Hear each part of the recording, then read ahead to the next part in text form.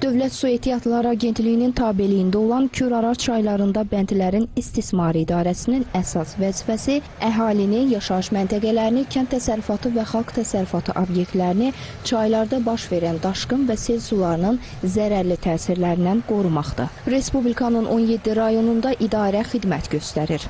Hazırda 23 ekskavator, 16 buldozerlə biz ərazilərdə iş görürük.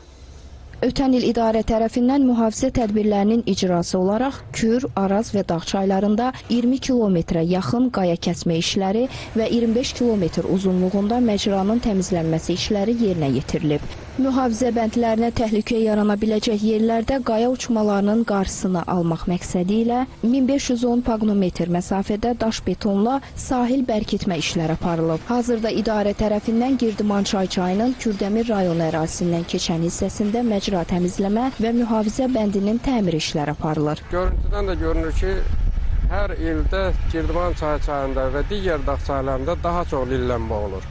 Ona görə ki, gətirmələrin çayı çox yüksək səviyyədədir. Tutaq ki, Girdimançay çayında hər bir kubda 25-2 kiloqram yarım tərkibində, həcmində gətirmələr olur ki, bu da il ərzində müəyyən bir həcm yığılır və hər il sel daşqınlarından sonra lillənmə prosesi gedir. Ona görə də biz məcburuq ki, mütəmadi olaraq məcranın təmizləməsi işlərini davam etdiririk.